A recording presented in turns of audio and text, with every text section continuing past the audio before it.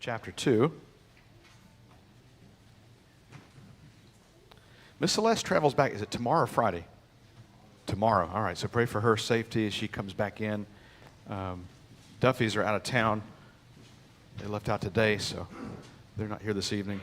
As you get to Proverbs chapter 2, and then we'll get started here in just a moment. Starting this coming Monday night, Bible Institute will start up with the next session that's going to be Bible preservation. For those students or those interested, the form is out there in the foyer table by my office out there by that door. And so there's two forms of the dates. And I told them on Monday night, this past Monday night, that was lanyap. Lanyap means a little bit extra. I got mixed up with the schedule, and I thought that I had this past Monday night and another Monday night still left, but I didn't. So you just got extra material thrown in there, which had to regroup the schedule. So anyway, we'll start Monday night. That information's out there in the foyer for that, all right? Proverbs chapter 2 this evening, Proverbs 2. Now, it's, as we've said, it's difficult to go verse by verse through Proverbs. You could do it, but there is obviously, as you get in a little bit further into the Proverbs, you could have two different subjects put into one verse. And so we could spend a long time with it, and that's not what I'm trying to do. In the first few chapters, I think it is necessary for us to understand what Solomon is saying in regards to wisdom and how that you need wisdom and the benefits with wisdom. What we'll do as we go forward, probably Sunday night, next Wednesday night, we're going to begin to break it down a little bit in the sense of kind of back away from the overall picture of what wisdom is and what its benefit is. We'll catch it again here and there. But then I'm going to spend some time in certain proverbial wisdom. Like, in other words, we'll grab a section, and it might apply to children, and it might apply to business, and we'll just kind of broadly go through some of these areas.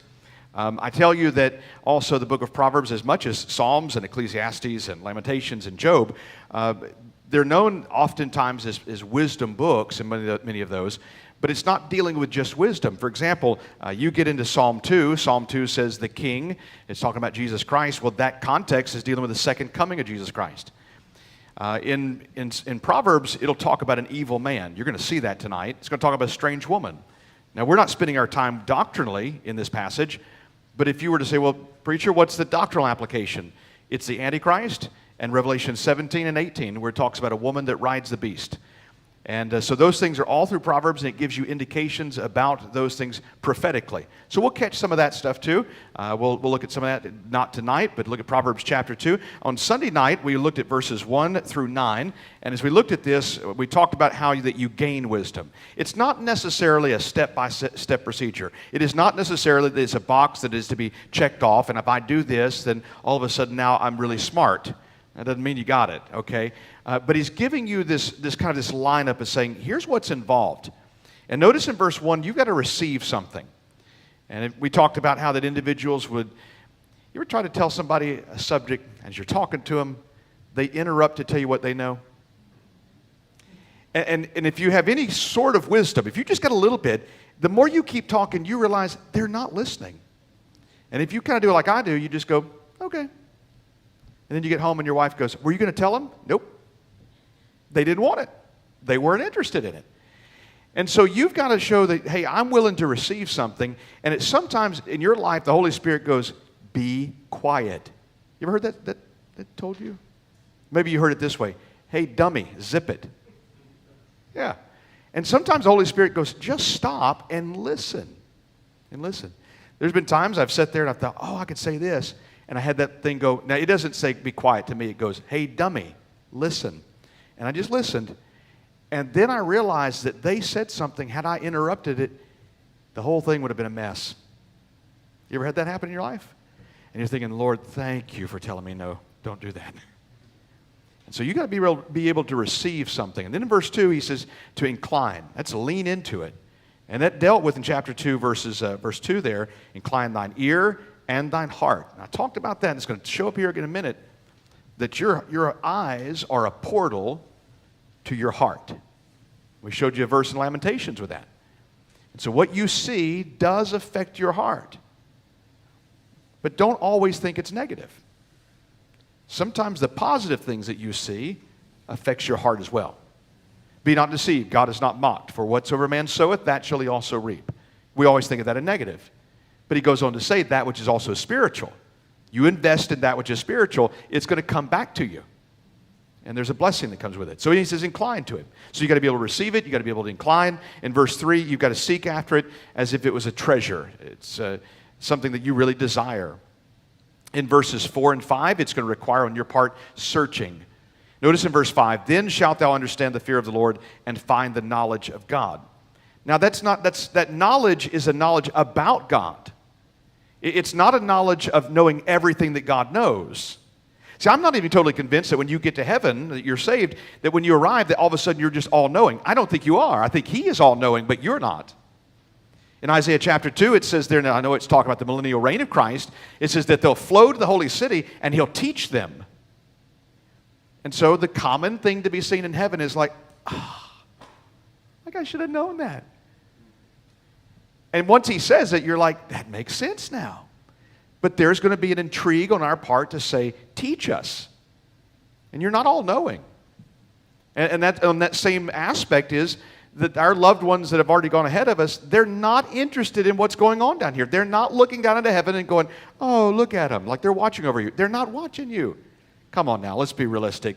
If you died right now, went to heaven, are you interested to look at this mess down here? I'm not. I'm not going to watch you. You know, so you can sing all the songs you want to and say all the pretty things at the funeral. I really don't care. I'm going to be in heaven. Absent from the body, present with the Lord. He said, then shalt thou understand the fear of the Lord and find the knowledge of God. And God's got some, not mystical, that's not a good word. He's got a way of doing things that to you and I make no sense. No sense. I like politics. Most of you know that. Surprise, surprise. Man, I'm loving the sombrero stuff. And some of you are going, huh? Well, that's because you didn't watch the last couple of days. It's hilarious. Yesterday, when they walked into the office with him, he's got a red cap there that says Trump 2028. I'm like, that. You realize it's just like just needling them, you know. Oh, they just can't stand it. And, you know, so here it says, then thou shalt find the fear of the Lord and find the knowledge of God. If you were, I said it, if you were in charge of, if God looked down at heaven and goes, now you are in charge of dispensing all deadly diseases. Who would you give it to? Oh, I can be real creative. We could start with judges. We could start with politicians. We'd start with wicked ones. Here's what I wouldn't do. I wouldn't look at a 3-year-old kid and go, I'm going to give it to them. I wouldn't have looked at my brother in Christ and said, I'm going to give him cancer. I wouldn't do that. I don't think you would either. Your God works in some ways that I don't understand. You can say, well, Romans 8:28. Yeah, I believe it. I believe it. But I just know I wouldn't operate that way. I wouldn't. I know the backside of the thing is if God looks at it and says, you don't know my ways and you don't know my thoughts. But let's be honest tonight, you don't always agree with it. And there's been times in your life that you looked at it and said, God, I do not understand this, and it really hurts right now. This is called life. I'm glad I got a God I can trust Him, that He's got knowledge in some things that I don't know. And this is why I'm telling you tonight that you're, verses 1 to 5, you need wisdom. I'm not saying you're going to get it all figured out. You may not. But I know in James chapter 1, verse 5, he said, if you ask of God, he said, I'll give it to you. I'll give you wisdom. And he gives you this kind of this idea that you've got to receive it. You've got to incline unto him. You've got to seek after it. You've got to search for it. Look at verse 6. For the Lord giveth wisdom. Out of his mouth cometh knowledge and understanding. He layeth up sound wisdom for the righteous. He is a buckler to them that walk uprightly. A buckler. That in the Bible, you can run the references. That's a picture of a soldier, and it was something used to protect them. You can figure that out real quickly. That's not a problem. So wisdom has protection with it. Wisdom, it looks at you sometimes and goes, don't say anything. Wisdom says, you don't need to say anything right now. There's many a fool that have walked into a funeral home going, I just don't know what to say. Please don't say anything. Because sometimes nothing needs to be said. And that's wisdom. Look at verse 8. He keepeth the paths of judgment and preserveth the way of his saints. And I think probably what's going to happen is you're going to get there one day in heaven, and he's going to say, now watch all the backlog of video I've got of your life. Let me show you how I protected you, and you didn't know it. Let me show you when you yielded over to the Spirit of God in that church service, what I did for you the next day and held something back. I really believe we don't have a clue. One man said one time, he said, open my eyes. And he opened his eyes and he saw chariots. One guy opened his eyes, had his eyes open, and he said, I see men walking as trees. I think there's a lot of things that we don't see. And there's a lot of ways that God preserves and keeps the way of his saints. Look at verse 9. Then shalt thou understand righteousness. And when you recognize that God preserved you and God protected you, hold on, let me make it a little more practical for you. Some of you wouldn't be in church tonight had it not been that your mom and daddy moved to a certain location and took a stand for righteousness, and you didn't understand it when you were little. You say, who are you talking about? Oh, those just things just go on with parenting. And all across the board. Or some parent, I remember my dad one time said, we got invited to go to I think it was a skating rink or bowling alley or something. It was family members, and they got their feelings hurt because Dad said no. But Dad did it not because the event wouldn't have been fun. It was the crowd that would have been around, the influence that was there. There was times growing up, Dad said, no, we're not doing that. I don't know why. Then there was times he said, we're going to church. I wonder where I'd be if I wasn't in church growing up. And so I think sometimes just looking at the situations that you were brought up in. Some of you were not in situations where it was a Christian home. It wasn't any influence of the Bible at all. But that's not to say that God didn't give some man or some woman that was unsaved some wisdom at some point to say, no, you don't need to do that. I just wonder where you'd be if they hadn't or had. Where would you be? He said, then shalt thou understand righteousness and judgment and equity, yea, every good path. Now, if there's a good path, that must mean there's a bad path. You ever seen somebody in life go down the wrong path? I've seen it. And their lives are a mess. This past weekend was the 30-year high school reunion for my class. Jamie asked me the other day, she says, were you interested in going? I said, no, I wasn't interested in going. I said, I contemplated it in the sense of thinking, just kind of curious of what all happened to them. And then I started seeing all the ads come across for, come join us. And I'm like, no, I didn't do that stuff in high school, and I don't do it now. And I just kind of saw some of the pictures, and I thought, they're still not ready for the gospel yet. They still got too much play in them. You know what they did? They went down a path. There was one guy, I'd say we were about 5 years out of high school, and I witnessed to him in high school. I remember giving him the gospel. He didn't want it. His mother was an atheist. She was a school teacher. And he was not interested in the gospel. Just pushed it away. He stayed nice with me, but within 5 years, he was dead. He went down a wrong path. He went down paths and actions that as a preacher, I'm not about to stand in this pulpit and tell you what he did. And so some just go down a path, you think, what happened? Everybody's got a path. You need to choose a good one. And I know you can't make your kids choose a good one, but you can teach them wisdom. And that's exactly what Solomon's doing. He's saying, my son. My son. Let me remind you, the first 8 chapters of the book of Proverbs, it is my son, my son, my son. He takes wisdom and he says, here is wisdom. She is personified as a woman. He said, she is calling for you. She is drawing for your attention. And by the time you get to chapter 9, from that point forward, Solomon backs off. There's a few times he says, my son, but very few. By chapter 9, it is the responsibility of the son to find wisdom on his own. And guys, you understand that sometimes that's hard. That's hard trying to find wisdom. The kids go, why do I always have to do what you tell me to do? Just wait, buddy. Just wait. There's going to be a day when there's nobody telling you what to do, and you got to figure out what to do. And you come to the preacher, and I go, I don't know. Or I just give you, it's so funny. Some of you will come to me and you're like, here's, I got to do this, this, and this, and this. And I'm like, well, what you need to do is this and this. And you're like, oh. And usually it's something you already know. You just needed somebody to make it clear. Wisdom. Well, verse 10. So wisdom is laid up, and God has it in store to be able to give. We're going to cover tonight is verses 10 to 22. We're going to cover this last portion of the passage. Obviously, he's saying follow this right path, a good path. Verse 10.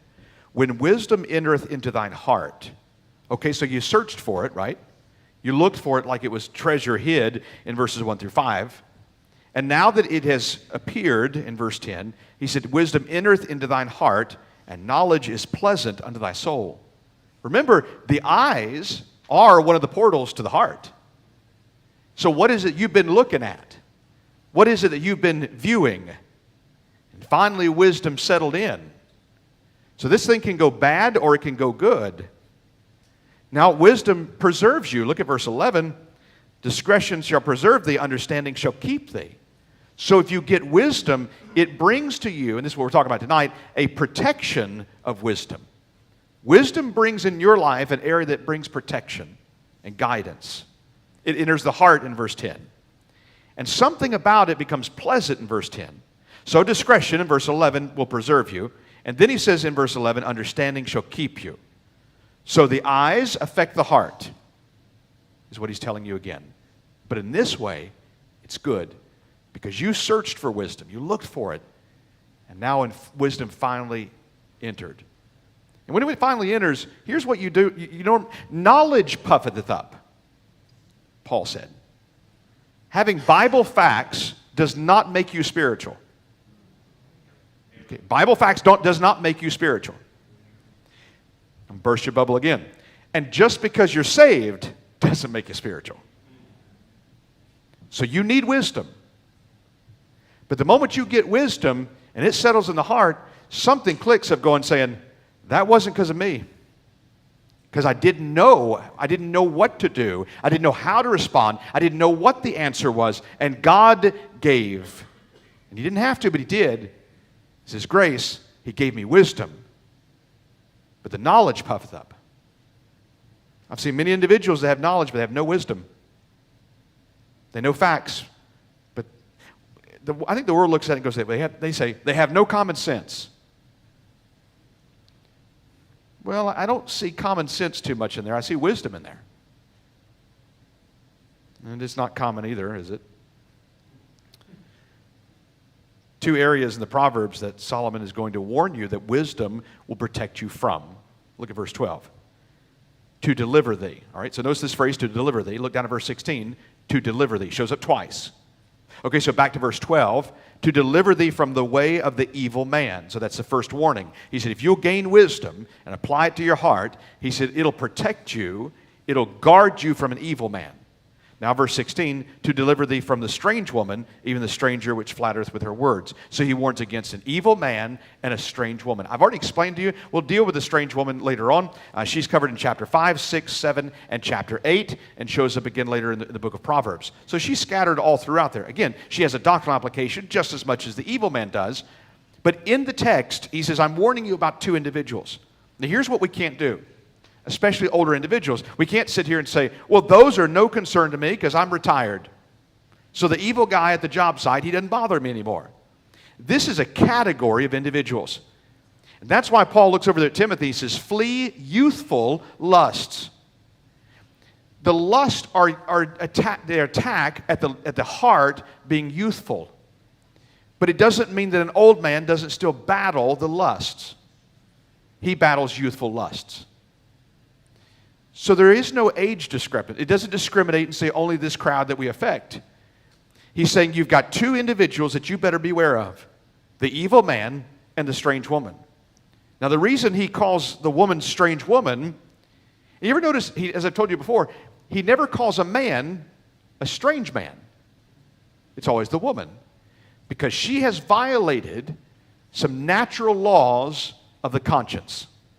And then when she violates it, she's in trouble.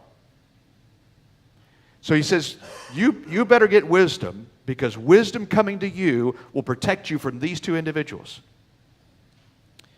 Now look at verse 12 through 15. Let's break down the evil man. Let's see what he warns us about with him.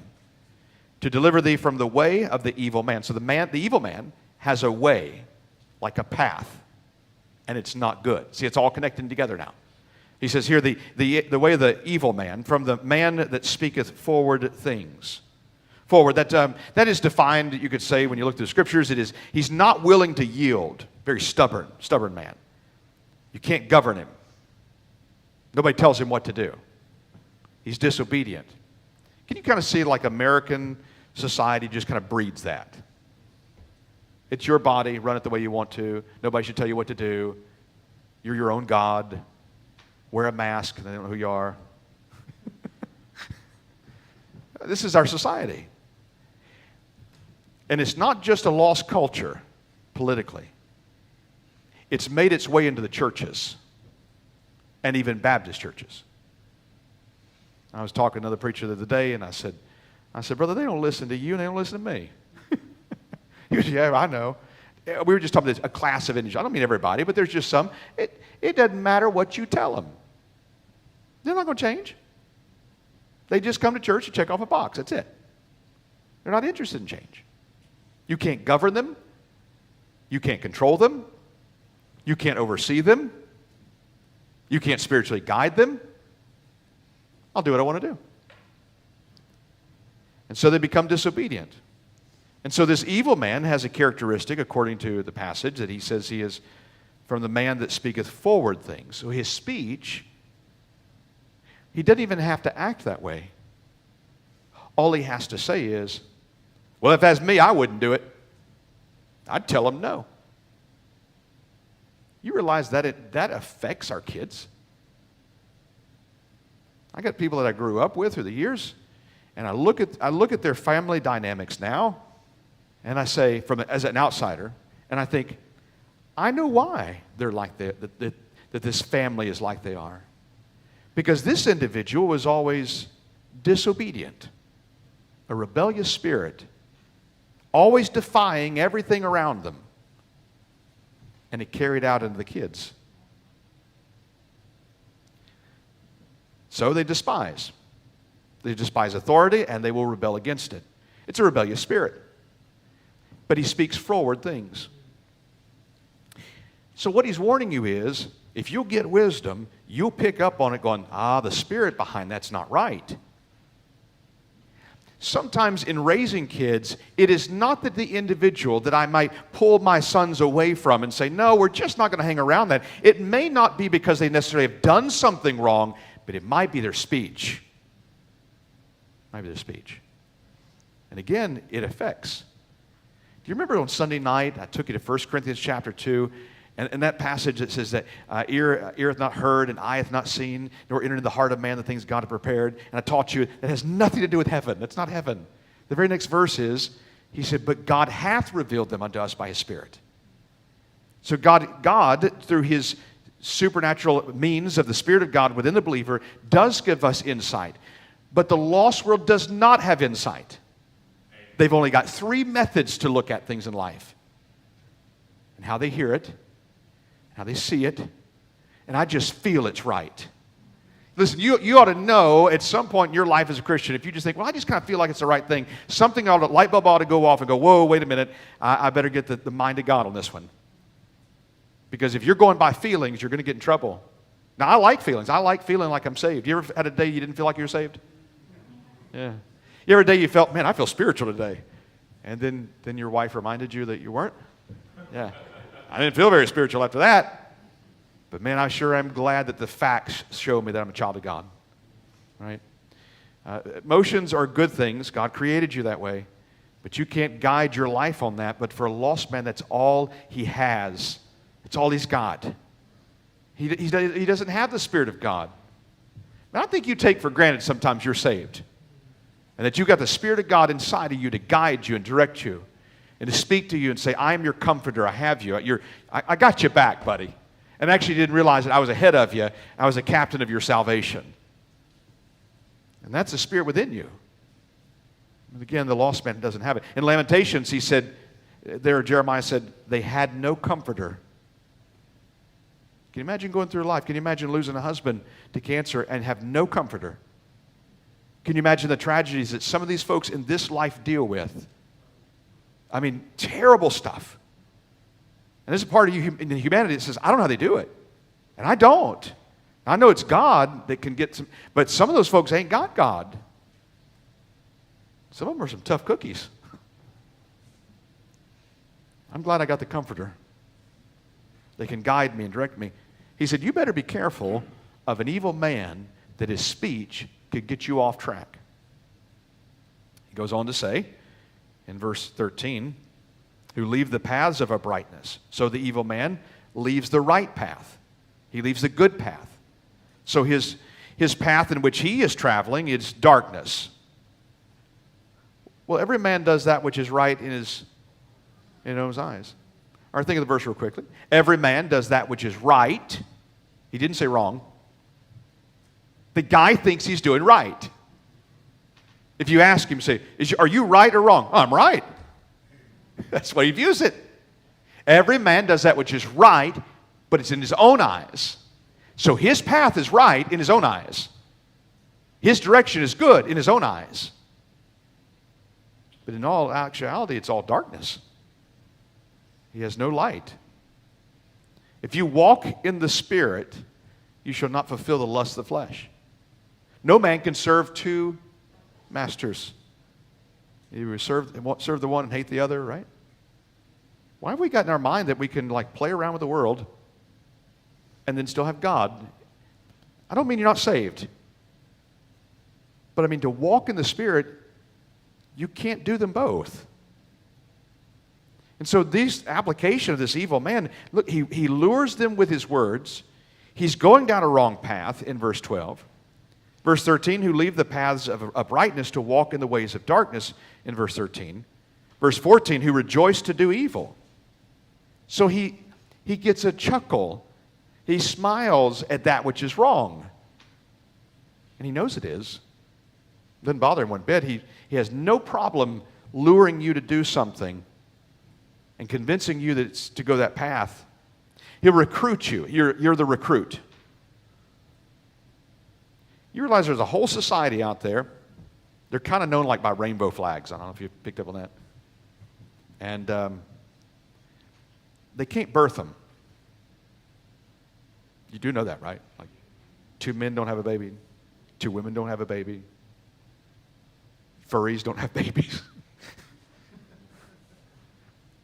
Which, I mean, it's not a bad thing that they don't, right? So you know what they got to do? They have to recruit. That's what they have to do. It's kind of like Calvinism. You know, if you got the elect. Well, if you believe that they're elected and some are not elected, then you sure don't go door knocking. You don't hand out gospel tracts. You don't tell them the gospel. So what do? You sneakily get into a church or infiltrate them with YouTube videos and lace them with the lies of Calvinism and recruit. That's what all cults do. Every one of them. That's what Satan does. Just recruit. And so he says he rejoices to do evil. Look at chapter 4. Chapter 4, look at verse 16. Over in chapter 4, verse 16. For they sleep not, except they have done mischief, and their sleep is taken away, unless they cause some to fall. Let's see if I can find it. Go to the book of Ezekiel. Now, there is if I can spot it real quick, this is just off the cuff here. Ezekiel, I think it's around chapter 30.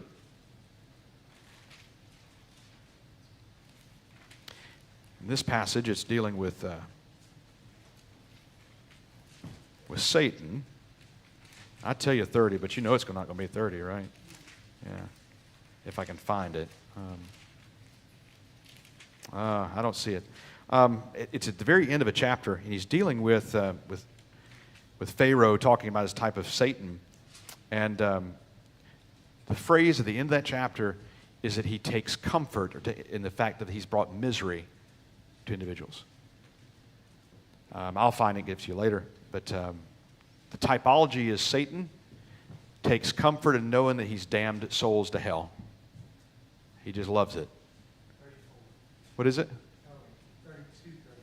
32-34. You better be right. This is your one shot at it. All right, good job. Good job. You win the prize. All right. Oh, Miss Christie found it? Oh, all right, she gets the prize then. I don't know what we're going to give her, but all right. Ezekiel 32, look at verse 31. 32-31. Pharaoh shall see them. Now, Pharaoh in this context is a type of the devil. Shall see them and shall be comforted over all his multitude. It's a typology there. It's pretty miserable. You know what's really odd is it's demonic. It's demonic for individuals to sit down and watch a rated R horror movie. That's demonic. That's devilish. To watch the torment of someone in horror. And the Bible says that when Jesus Christ was crucified, they sat down and watched him. That's morbid. You're watching a man suffer. And Satan just watches him suffer and says, I like that. That's demonic. That's an unclean spirit. And that evil man says, I take comfort in recruiting. He said, I don't want to be like that. We'll get wisdom. If you'll get wisdom, he'll put up some barriers to protect you from stuff like that. I just don't think that some folks that just jump into that garbage of the evil man and the strange woman, they don't just one day go, I think I want to do this. It's a path. And before they know it, they've gone too far, and they look back and go, oh no. But you were on a path. It didn't happen overnight. That passage in Proverbs, it says that the curse does not come causeless. The problems didn't come by no reason. You don't walk outside tonight, breathe the air, and go, oh, I got cancer, stage 5 tomorrow. It doesn't happen that way. There's warning signs. We're just not in tune to pick up on it. And then we look back and go, there it was. I wish I'd done something sooner. I wish I'd, like a headache, you understand that those things are not normal, right? You're not supposed to have that. And we just pop a pill and just get rid of it. Well, what's the cause? What's the reason? Look back at Proverbs 2. He said, wisdom, if you'll get wisdom, he said, I'll protect you. I'll protect you from evil man. Notice in verse 15, whose ways are crooked, and they froward in their paths. Only God can take something crooked and make it straight. Yeah. You know, they call our crowd straight. Huh. That must mean you're crooked. Yeah. And that guy's got a crowd that's crooked. So wisdom says, I'll protect you from the evil man. And I'm not quite sure that the evil man is a particular individual, though it can form in that way. It could be just this whole thing of life of just pulling you. And sir, you better be careful of the evil man. Ma'am, you better be careful. And young men and young ladies, you better be careful. You better get wisdom and put the guard up. I don't know what's going down there on Gauls Boulevard in Slidell. I saw on Saturday they had cut this concrete out. And all my years dealing down there for years and years and years, I'm like, what are they doing? I got a guess. My guess is they're getting ready to put some type of barrier. There's going to be somebody that's going to gripe over a barrier. They griped about that up here in Picayune. They put that median, you got to go all the way down there and circle around and go back to Sonic. Oh, that's the end of the world. All right. Yeah. You know what that thing is? It controls traffic. It's a guard. We got them all around our lives. Those are egresses. We don't use those. I don't want to use those. But what it does is it controls where you go in and where you go out. And life is like that. Life has boundaries and barriers, Jersey walls. And there's always some foolish Christian that goes, well, I don't think there's anything good with that standard. That standard keeps you in the right path. That barrier keeps you from getting off track. I'll kick it every once in a while. It's not in this Bible. I got another one. You know, a Bible reading chart. Bible reading charts are a great tool, But you can get so caught up in the thing that you're not reading and not getting anything. You're just checking a box off to go, look, oh, I read through a year. Well, great, but you don't know anything. It's a tool. But here's the flip side of it. It made you read your Bible all year. It was a Jersey wall. It was a barrier. Because some of you, if you didn't have that, you wouldn't have something to guide you. And with all good intention, you would start reading and get to Leviticus and quit. Yeah. That's why I like the ones that go a little bit in the New Testament, a little bit in the Old Testament, back and forth. And I got this one, and the only reason I'm sticking with it is because me and Brother Randy back in January said, are you still doing it? I'm a little behind. You're a little behind. So it was chronological. I'm not liking that. I'm just not, I'm not getting this thing. I was looking at it this morning going, did I even read Psalms? And I went back and, oh yeah, I read it back there. Okay. I am jumping all over the place with this thing. The only reason is pride. That's it. Like he's not going to do it and catch back up and accomplish it. I am going to get through this thing. You say, what are you going to do? I'm going back to the old one after that. That's what we're going to do. But you need some areas in your life. Why? Because you keep putting wisdom in. Oh, to be young again? Nah. These young guys are like, yeah. Jeremiah's like, I worked out. Whatever. That doesn't, we used to do all that, stuff and fish and all this. There's nothing wrong with all that stuff. Either have some wisdom that God's given, or the young and dumb, I'll take some wisdom. And I'll deal with some health problems. Because the things they've gone through are valuable. God has a way of allowing things to come, and he says, now if you'll follow this, I'll protect you from some things. An evil man's trying to get you. Well, he gets into verse 16, and he says, now there's a strange woman. So verse 16, to deliver thee from the strange woman. Now watch what happens with her, even from the stranger, which flattereth with her words. Both of them have words. See, his forward, and hers flatters. And when she flatters, she's drawing in. And you'll find this thing of flattering words show up other times in the Scriptures when it deals with the same woman. Verse 16, which flattereth with her words, which forsaketh the guide of her youth. There's going to be a unifying factor between the strange woman and the evil man. Both have words, but they go a little bit different direction. Same motive, same ulterior goal is to pull you away from fellowship with God. Okay?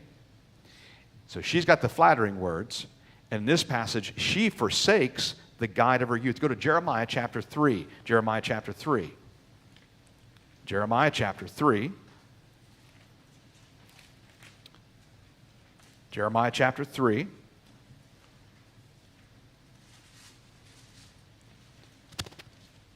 All right, Jeremiah 3 verse 4. Let's find a Bible definition. Here it is, Jeremiah 3:4. Wilt thou from this time cry unto me, my Father, thou art the guide of my youth. So she forsook the guide of her youth, which was her father. It's authority. The evil man had problems with authority, didn't he? Now he'll make it look like, he's just going to mouth it and try to lure you. And she says, I'm done with Daddy. Now listen, I know that when you get into this subject, there's always exceptions to the rule. I understand that. But don't forget, the exception proves the rule. And the rule is that God has given authority. And when you rebel with it, whether it's a man or a woman, there's a consequence that comes along with it. Now, why would Solomon be looking at his son and saying about the strange woman? Because wisdom over here, she's the woman, she's going, over here, I'm right here, I'm in the concourse, I'm in the gates, I'm vying for your attention, and now all of a sudden a strange woman arises and she goes, I want your attention too. And listen, if she'll forsake her daddy, she'll forsake you. That's the spirit behind it. Go back to Proverbs. And in Proverbs, go to chapter 23 as we head back that way. Proverbs 23. Proverbs 23. The characteristics of that strange woman is adultery, flattery. She's wandering away off the path. She's a loudmouth. She's lazy. She's got money, and she's a liar. Sounds like material to marry. Absolutely not. But she doesn't present herself that way. Right? Proverbs 23, and look down at verse 27. Now, you just said in verse 26, my son. So here it's verse 27. For a whore is a deep ditch, and a strange woman is a narrow pit. She also lieth in wait as for prey, and increaseth the transgressors among men. Who hath woe? Who hath sorrow? Who hath contentions? Who hath babbling? Who hath wounds without cause? And who hath redness of eyes? They that tarry long at the wine. Now wait a minute. He went from the strange woman in verses 27, 28, and went right into verse 29 and talked about alcohol. That's a great connection. Verse 30, they that tarry long at the wine, they that go to seek mixed wine. Now verse 31, look not thou upon the wine when it is red, when it giveth its color in the cup, when it moveth itself aright. So anybody says, well, there's nowhere in the Bible that says that drinking's wrong. Well, you need to be blindfolded when you do it. Right? He said, don't look at it when you do it. So it's going to be messy. I'm just forewarning you, right?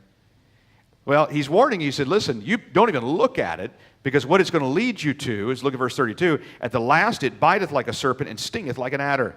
Thine eyes shall behold strange women, and they're connected. See this?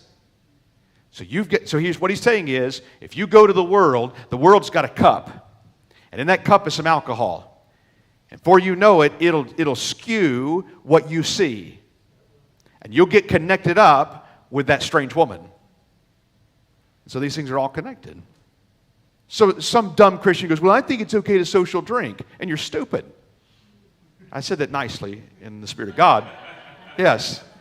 Because the Bible behind it is, there's too many connections that aren't wise. And if I get caught up with that, it leads to the next thing. And the moment you say, yeah, but I know so-and-so. Yeah, well, let them come sit in the office for about an hour or two, and let's talk. And we'll start connecting the puzzle pieces. And maybe it didn't fall out exactly like that right there, but I guarantee you I can find another passage, or we'll extract something they didn't tell you about. Or there's some disease that's getting ready to show up within about a year. It's all got consequences. And that path is not easy. Watch what he goes on to say. He said, your eyes are going to behold something, and it's going to watch this in verse 33, and thine heart shall utter perverse things. See, the eyes connected with the heart again. No wisdom, verse 34, yea, they shall be as they that lieth down in the midst of the sea. I understand that. I've told you my stories. We're not going deep sea fishing. Somebody goes, oh, let's go on a cruise. No. That's a floating petri dish. Yeah, and I know what's going to happen. It's side to side, front to rear, all at the same time. They say they make medicine for that. I'll stay home. It does not interest me. Thankfully, the wife that I married, it does not interest her. We're good. A boat is not my thing on that. Well, that's not really what he's talking about. He said, but it's like this, verse 34. He said, thou shalt be as he that lieth down in the midst of the sea, or as he that lieth on the top of a mast. They have stricken me, shalt thou say, and I was not sick. They have beaten me, and I felt it not. This guy has got a hold of alcohol, wakes up the next morning and goes, man, I feel like I've gone through the ringer. Yeah, no joke. Watch what happens. When shall I awake? I will seek it yet again. Wow. You look at some folks, you say, well, they hit rock bottom. Maybe they'll wake up now. Some folks have long bottoms. They just don't get it. What is it? No wisdom. No wisdom. Now, I've never drank. I've never had a drop of alcohol. I've never smoked a cigarette. Never taken drugs. But that doesn't mean that I've never had the absence of wisdom and gotten caught in sin. And so he's taking something that is relatable, something that you can look in society and see the results. But in the same account, if you don't get in that book and get wisdom, there's things that are problems that are going to come at your way, and God's going to say, you have no protection. There's no barriers to stop you because you have no wisdom. Go back to chapter 2. Chapter 2. And so in chapter 2, then verse 16, she flatters with her words. In verse 17, she forsakes the guide of her youth.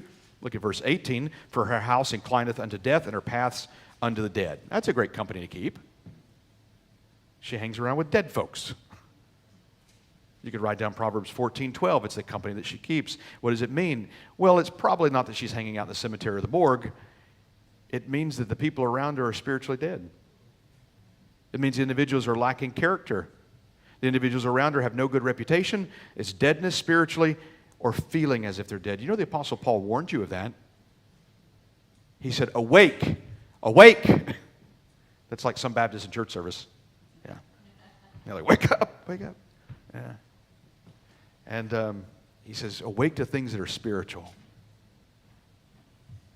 All right, let's finish up. Verse 19. None that go unto her return again. That means if you get messed up with her, you'll never be the same. You may give you a Bible illustration. David and Bathsheba. Oh, that wasn't the first one. That was the second one. The first one was the daughter of King Saul. He was forbidden to take her back or it was adultery. And he took her back. Then he found himself in a mess with Bathsheba. And you say, yeah, but Brother Jeremy, he repented, Psalm 51, and he got it right with God. And thank the Lord he did. But he was never the same. He was never the same. He never rose back to that same level. And to this day, thousands of years later, you know the story of David and Bathsheba. Rahab well, she got saved. Why do you always think so negative? You need to start thinking positively. Man, you know what we do? We remember the negative. That's what we do. You remember negative with people. And he warns, he says, you don't have wisdom, and you get caught up with these things. And yeah, they'll pull you down, and yes, there's forgiveness, and yes, there's restoration. In the eyes of God, there's those areas that can be brought back, but it's never the same. It's like a blotch that's brought on. It's a spiritual death. And it says, none that go to her return again, neither take they hold of the paths of life. Verse 20, that thou mayest walk in the way of good men and keep the paths of the righteous. That's why I'm interested in us learning Proverbs. I want every man in this room to walk a good path with Jesus Christ. I want every mom and mother and wife to walk a good path. And I want these young men to grow up and marry good wives that are godly and honorable to Jesus Christ. And young ladies that can be the Proverbs 31 woman. None of us are perfect. All of us have lacked wisdom. All of us have taken and made mistakes. If you'll walk a good path, God will honor it. Look what he says in verse 21. For the upright shall dwell in the land, and the perfect shall remain in it. But the wicked shall be cut off from the earth, and the transgressors shall be rooted out of it. So what does it preserve you? What is the deliverance for? Well, in verse 20, that you'll walk the way of a good man. One place he said the steps of a good man are ordered by the Lord. It'll keep your paths of righteousness to make right decisions. I would like every young man and every young lady in this church to be more spiritual than everybody else that's over the age of 20. I told somebody the other day, I said, it doesn't bother me that you men could become more spiritual than this preacher. I want you to. I want you to rise above it. I want my boys to have a walk with God closer and be more spiritual and know more Bible and have more wisdom than I could ever attain to. And that doesn't bother me one bit. Some of these guys are just stuck on their own platform and pulpit and get off it. Some of you are more spiritual than I am. I look at some of the jobs you hold and think, I couldn't do it. And you still read your Bible. And you still witness. I do stand up for you. One time a guy called, he was griping, complaining because nobody in the church did this, and this. And I just told him, said, shut up. And he got real quiet. I said, what you don't know is that some of those work long hours. And they read their Bible, and they pray, and they walk with God. And just because they didn't go and do what you thought was, quote, spiritual, don't you dare tell me that again. So I tell you, I'm the cheerleader. Keep it up. And keep some barriers in your life with wisdom. And stay in that book. I know you got struggles, and I know this economy is bad, and I know the devil kicks you. But grab a hold of that wisdom. And you're going to find out one day that God's put a lot of protections in your life. And it'll pay off. So, rah, rah, rah.